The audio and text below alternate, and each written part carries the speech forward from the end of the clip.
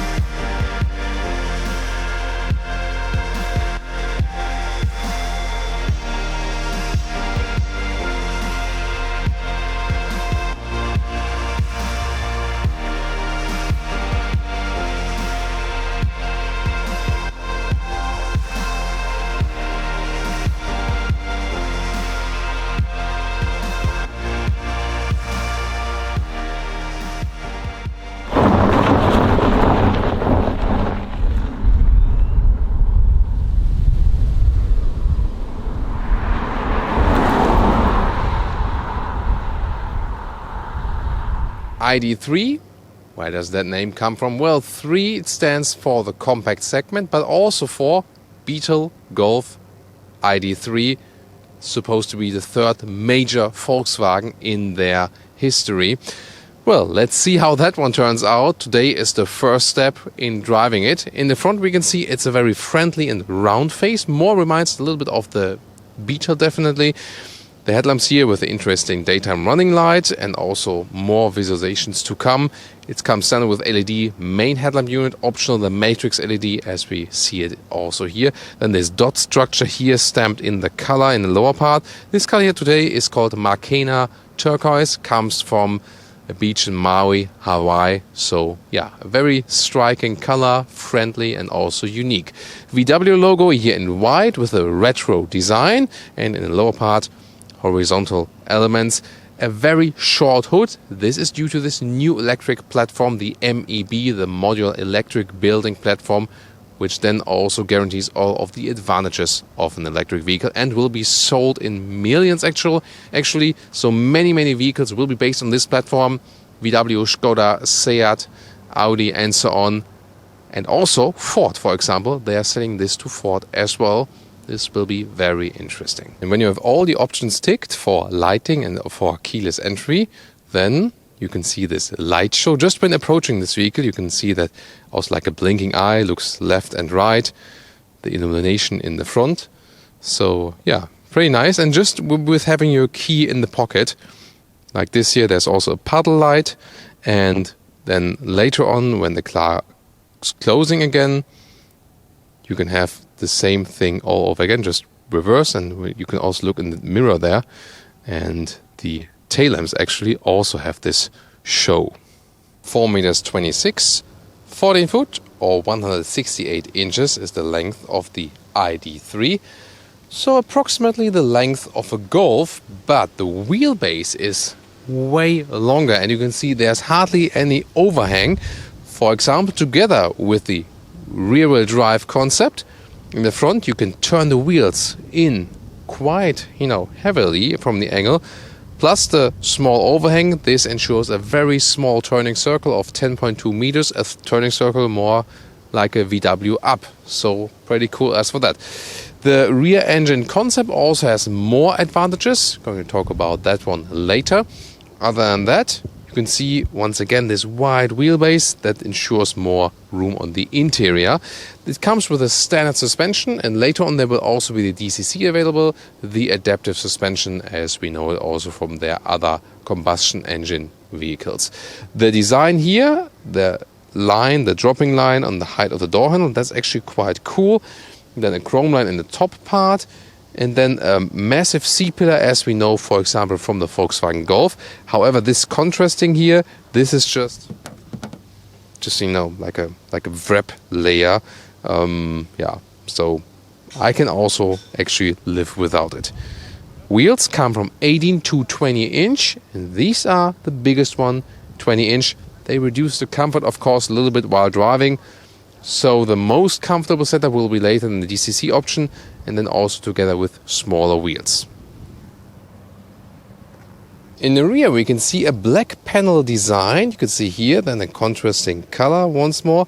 Pretty interesting, especially nice with the white retro logo once again.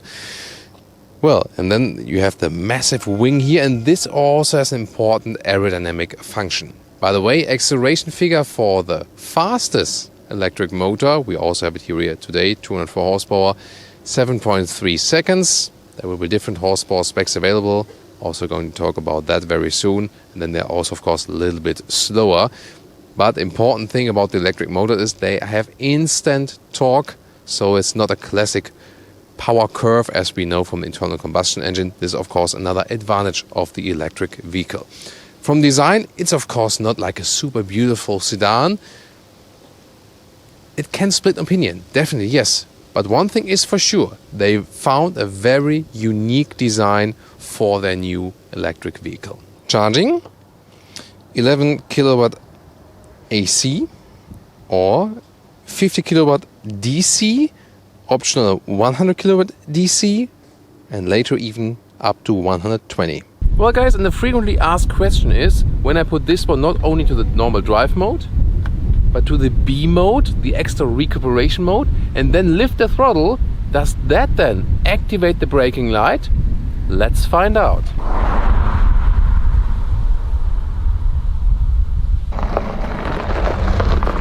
So you've seen it? Yes, it does. And actually this is even ruled by law at a certain momentum of deceleration that then the braking light has to be activated. So not at every recuperation, but as soon as it is harsh enough.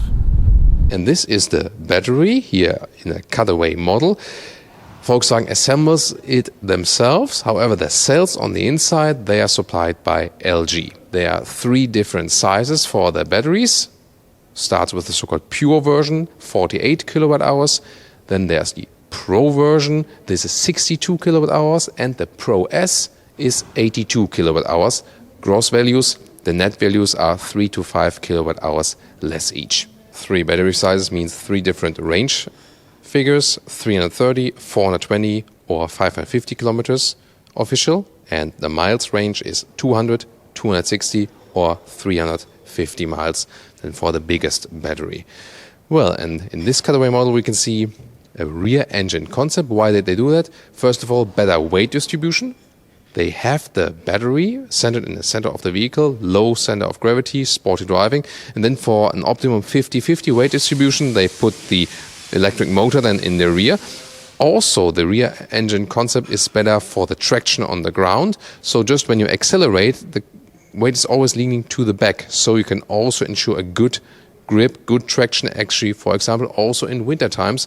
It's not as it used to be in past times where you have the combustion engines which sit in the front and maybe not so much weight on the rear axle.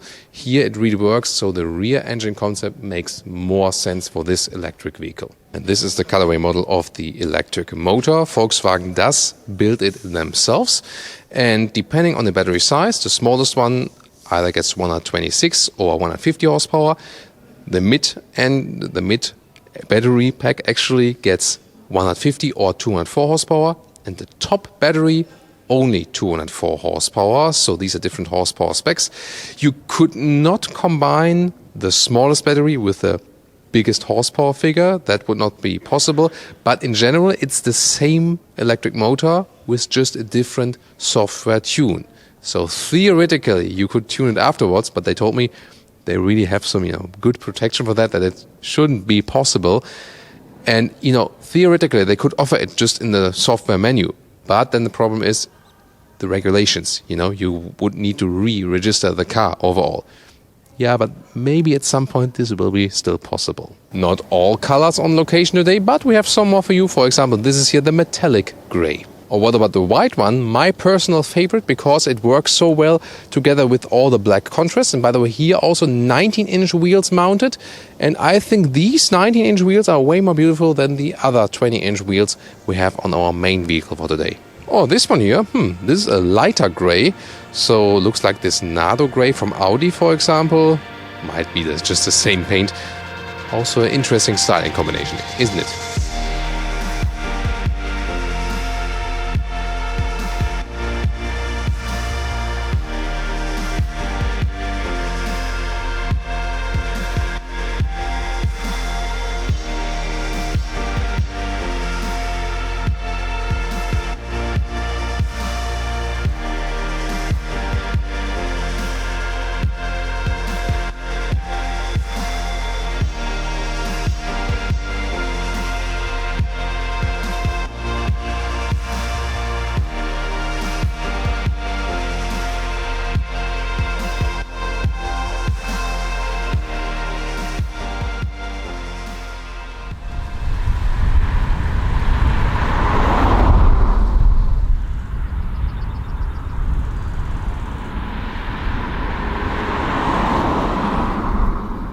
This is the car key. We know it already from the Volkswagen Golf.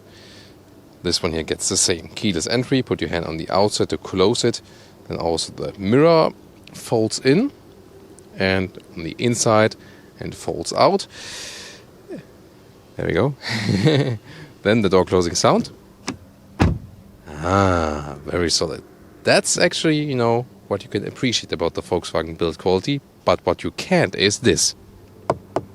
Hard pack at the inside of the doors. And okay, if the entry version is less than 30,000 euros for this car, maybe okay. But the car as it stands here right now, rather close to 50,000 euros than with the biggest battery, then I think not okay. Interesting also here, the high gloss black, not okay with that either. And only 2 levers for the windows front. But you have to know that a capacitive button for the rear, and then you control the rear windows with these 2. Yeah, 2 more buttons saved there. And also here, this is known from the old system to control the left and right mirror.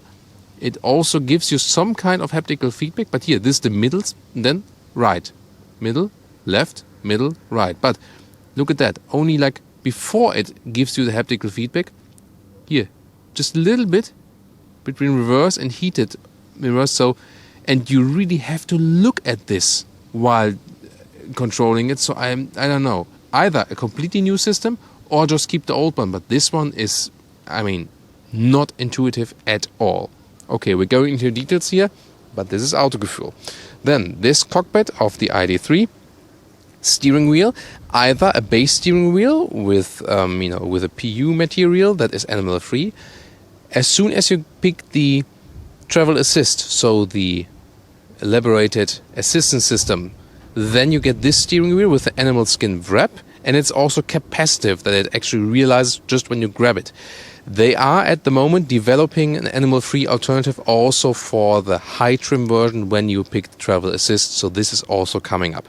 The instruments, digital, all come like this. They're connected to the steering wheel column. Soon more to that. Soft touch is here at this gray dashboard, available in gray, black, or also in a more expressive orange.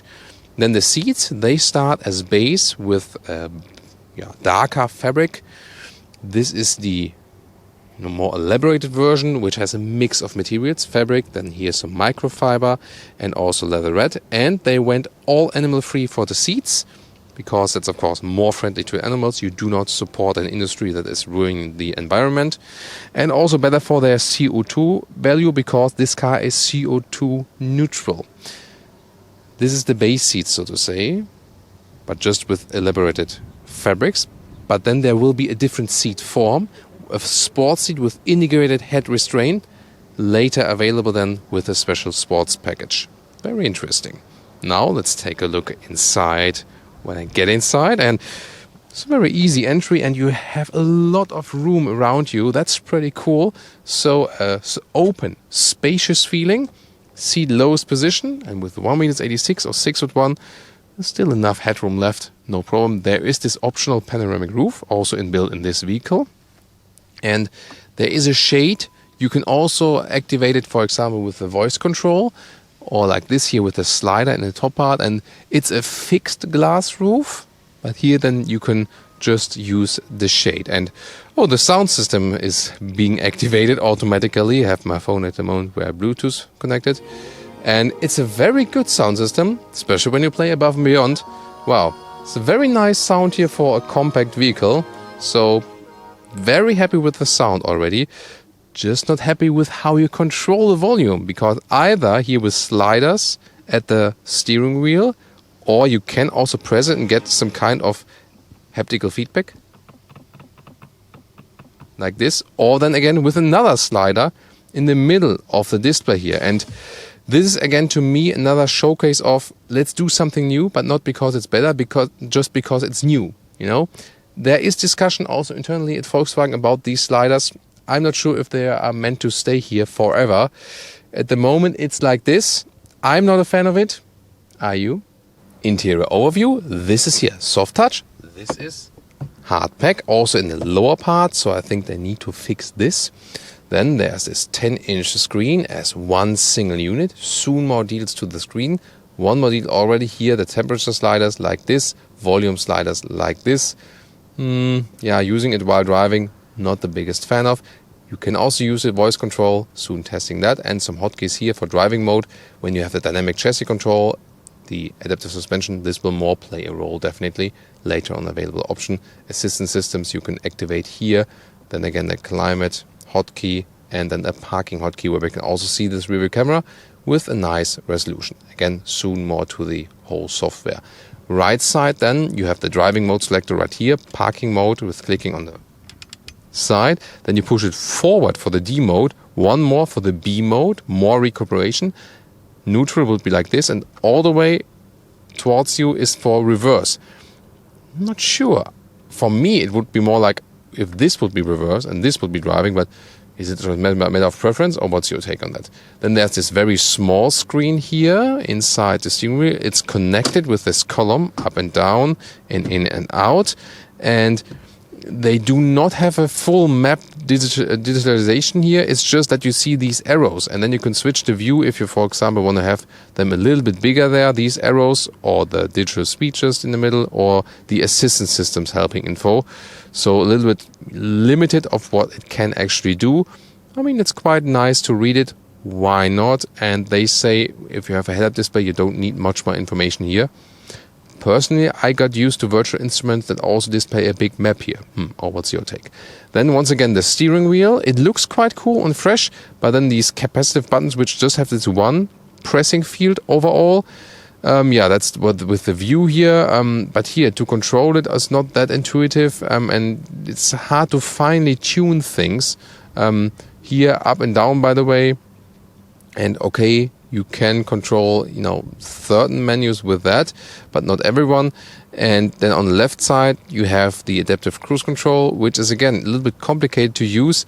Plus and minus would be 10 kilometer steps. But then again, when you press the one on the inside here, you control with plus and minus the distance. But sometimes you slip with your finger and then you want to increase the speed and just end up increasing or reducing the distance. Set rest does not give you plus or minus 1 kilometer like in the Golf or in the Leon.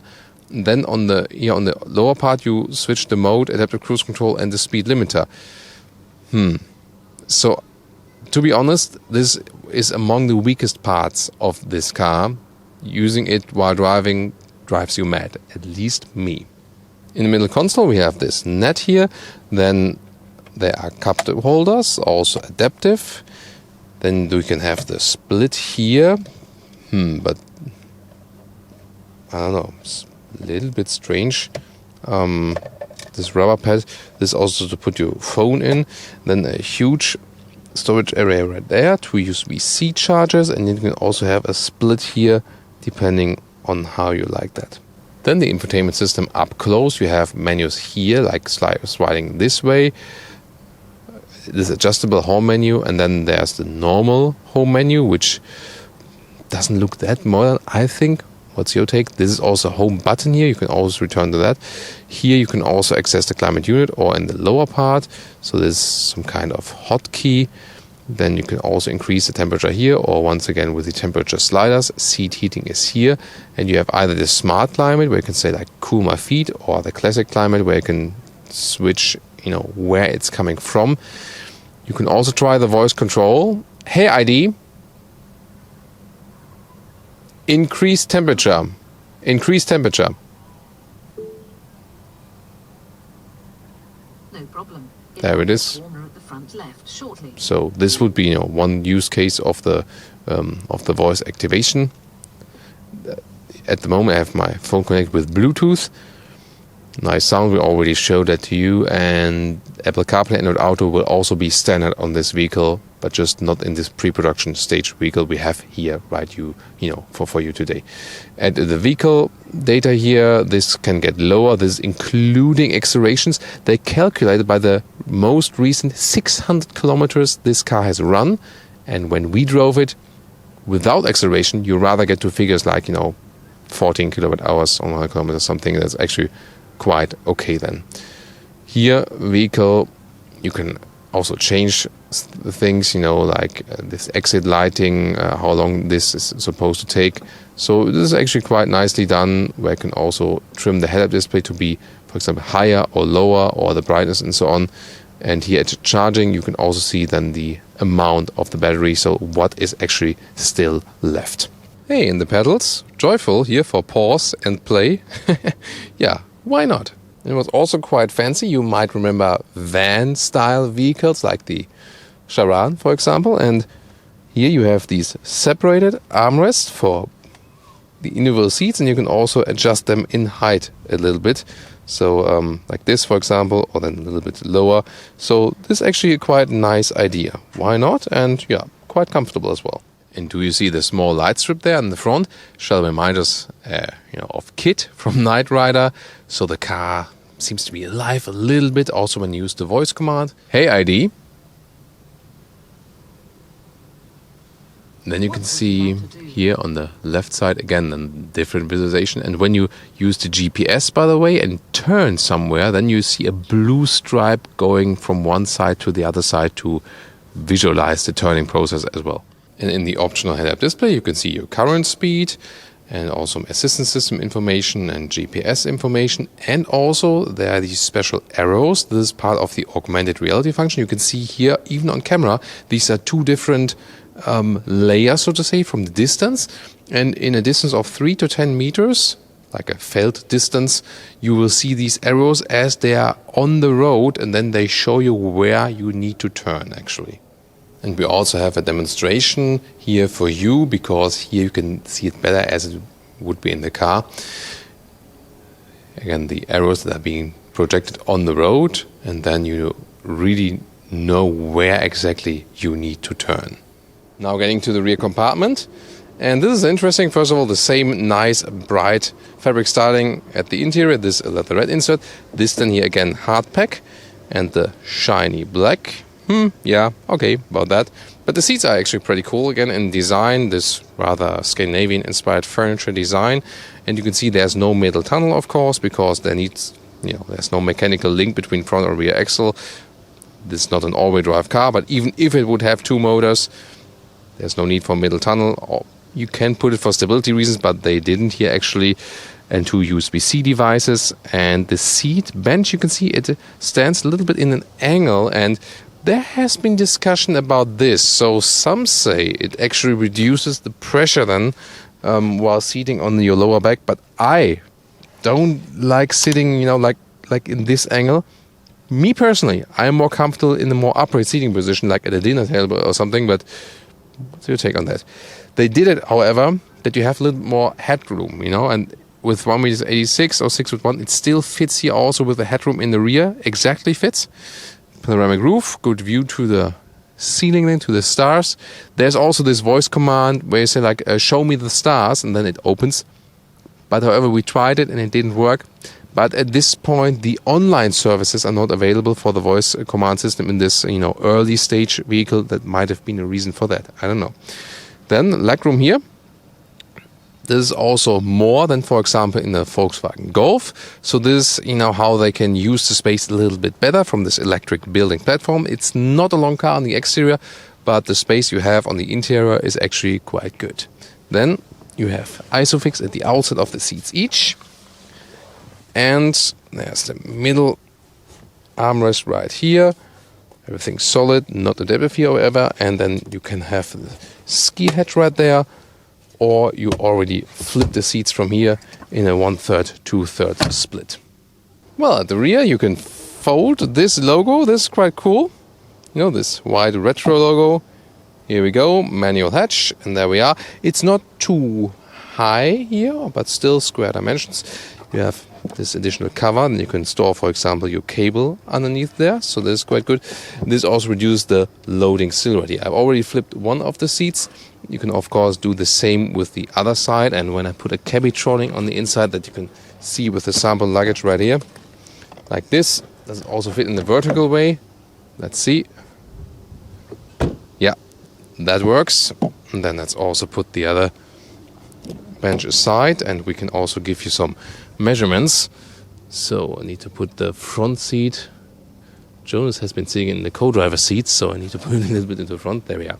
So now with the measurements, the normal trunk length to the normal seating area, this is here, yeah, almost 80 centimeters. Then the width here, about 1 meter. The height here to the cover, about 40 centimeters, pretty much standard. And then the length for the longest things here to the seat as we would be driving. We go with 1.55 meters. By the way, did you notice these here? So maybe it's another grab handle if you don't want to use the internal grab handles. Yeah, it's unique. Is it a styling feature, or is it I don't know. It's unique. And here also a different interior styling, different color codes.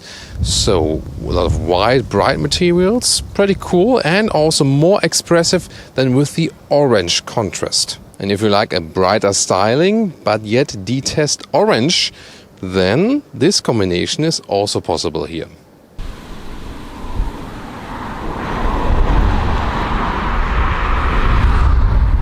Welcome, sports mode, 50 to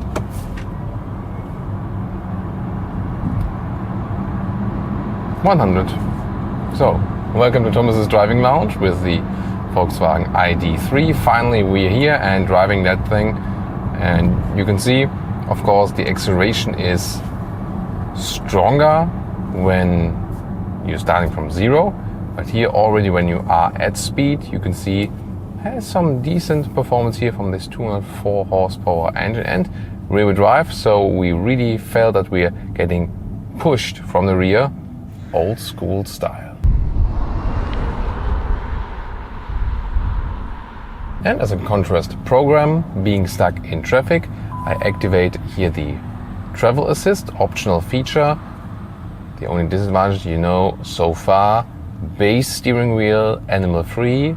Pick the travel assist with the upgraded assistance systems, including the capacitive steering wheel. Then this is the animal skin, but they're developing an alternative also for the high-grade steering wheel, but not yet.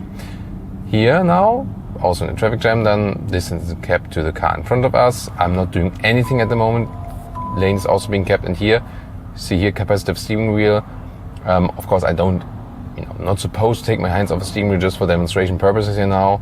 We're absolutely safe here at the moment. So here, take over steering, and just enough when I put a hand here. Just one is enough actually. So I don't need to have like a steering intervention. Capacitive function of steering wheel means it's just enough when I touch the steering wheel. So when I'm, for example, holding it with one hand all the time, that would also be sufficient. And you see here this, assistant. It's working absolutely fine. The autonomous emergency brake is standard. Also the lane keeping assist is standard. Just the travel assist that is combining the automatic adaptive cruise control with the active lane keeping assist.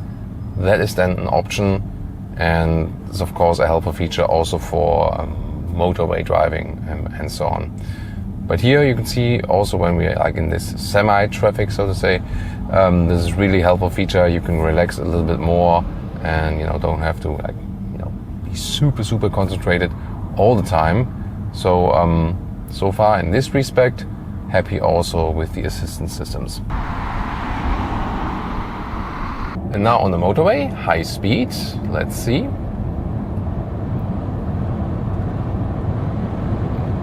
So now we're about 150 kilometers an hour and it's really very silent in here.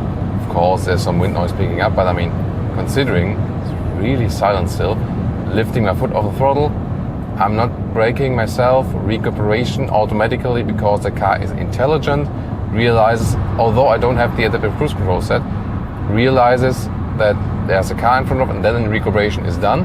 When I lift my foot off the throttle now, car is just rolling, not recuperating, so it's automatically realizing, does it make sense to use the recuperation right now or not? Maximum speed, by the way, 160 kilometers an hour, so I was close to that. Although the adaptive cruise control can be set to 180 kilometers an hour. Yeah, that's maybe a software flaw then. Or maybe there's something else coming up. I don't know. But definitely funny fact for today. So here now a standard motorway speed like 100 kilometers an hour, 60 miles an hour. Also, the car is really very silent. The noise insulation here in this vehicle is, as we also know, for example, from the VW Golf, at a very high level. So this is something to enjoy together with this wide panoramic windscreen in the front. So there's a great view to the front. It's a very cool traveling feeling. That is really excellent. And, you know, acceleration wise, it's also way more than enough. The car is very agile. Here I can also show you a lane change here, 100 kilometers an hour. Very crisp and precise steering. There's a standard suspension inbuilt here at the moment, but it's not leaning too much. It's set a little sporty, I have to say. Also, we have 20-inch wheels. That can make the ride sometimes a little bit rough. So if you want more comfort, then pick the smaller wheels. But still, decent comfort here in this vehicle, upright seating position. So everything you feel hardware-wise, drivetrain, suspension, later on the DCC, dynamic chassis control, will be available too. This will give you even more comfort. So all the hardware features we feel and so on. Here again, you know, small slalom here at the 80 kilometers an hour. Wow, such a precise and great steering feeling. So they really have done that very well. This is, you know, everything they could control. This is everything they could get from their heritage. So they have so much experience in these hardware facts, you know, from suspension, steering feeling. You don't have to turn the steering wheel all the way, so it's a very progressive input. So if you just don't look at the user interface, at everything you put in, if you don't look at the software, maybe it's the best electric vehicle on the market, just hardware-wise, you know, or among the best. But then, at some point you start to, wait a minute, I want to do this and that while driving now. And then you start thinking, how the hell am I going to do that? Yeah, and that's then, going over here. And that's then where the problem starts. So whereas the hardware is so good, the input, you know, like, oh, I need to adjust the mirrors, and then I have to look again. Oh, now I have the right mirror set, and then one to the left. Ah, now I have it again. So distracting, you know, for example, like that. Yeah, so this is where the problem starts then, or then, yeah, like using the temperature sliders also while driving, also not that good. So, yeah, I think that's the problem of this vehicle. Such a great hardware, but especially while driving, not intuitive, not easy to control. This is something they should address.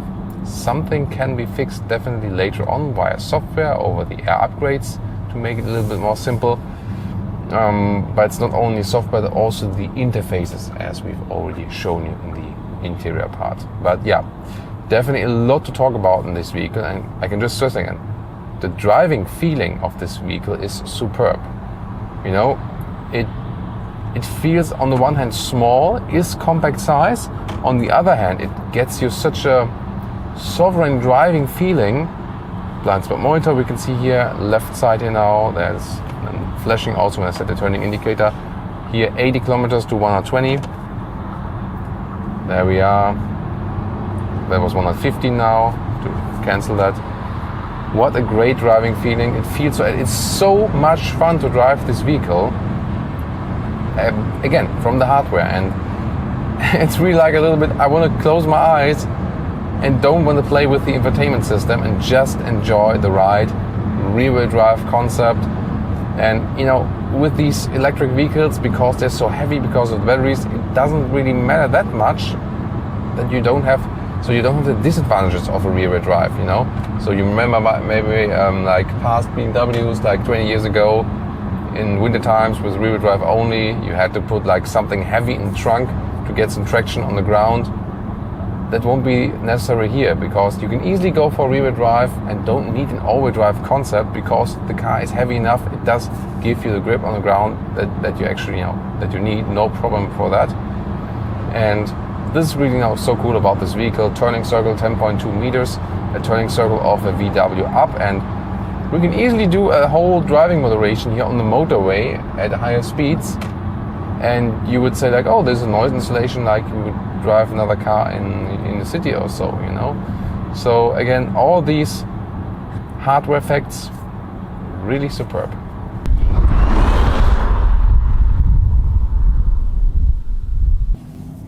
And some more lower speed driving here. Once again, see here, don't have to turn the steering wheel that much. Again, a lot of fun in the roundabout.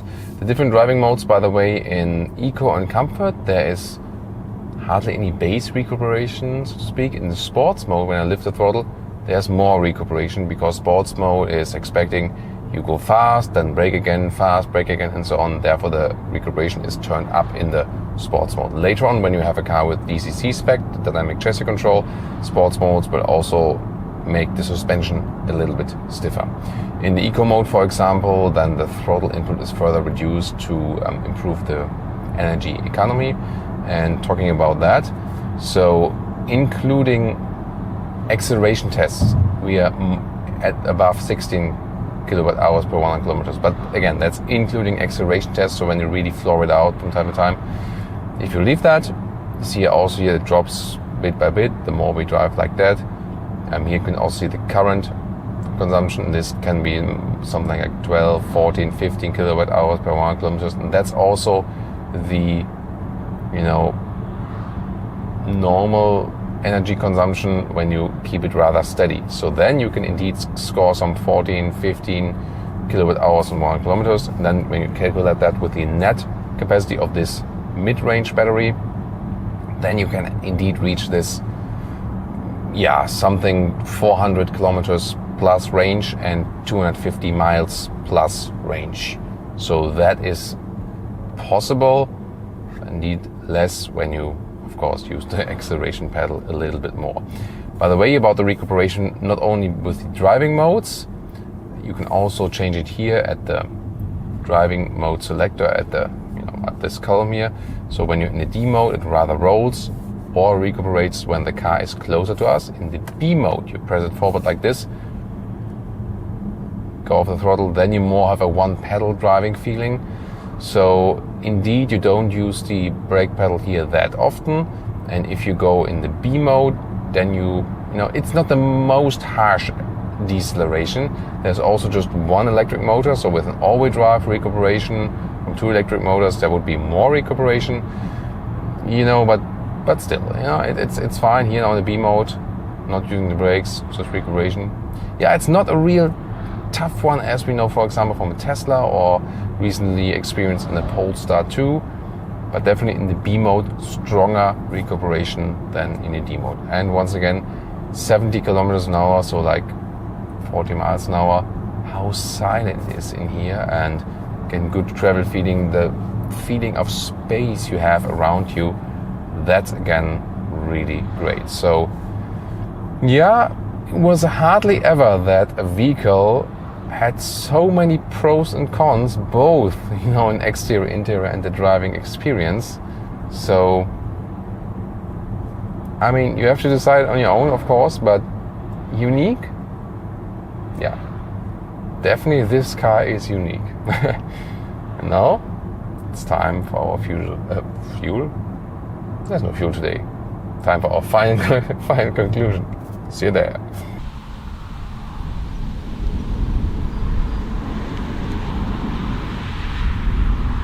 And now to our conclusion for today with the Volkswagen ID.3. Exterior-wise, a very unique design, has this friendly face, so it reminds us really a little bit of the VW Beetle. And can it actually be a, successor of the Beetle in a way to start this new success story? We have to see about that. Of course, I want to hear your comments if you like this very design right here. It's definitely a very practical design because relation to exterior to the interior space is actually quite good. So you have a lot of room on the inside. You have this van style front windscreen, a nice traveling feeling inside the vehicle. Also on the pro side, that this vehicle is almost completely animal free and will be completely animal free in the future. Even the sport seats then animal free. So they really thought about sustainability, CO2 neutral production as well. That starts that in Zwickau, where this car is getting built in Germany, they use renewable energy.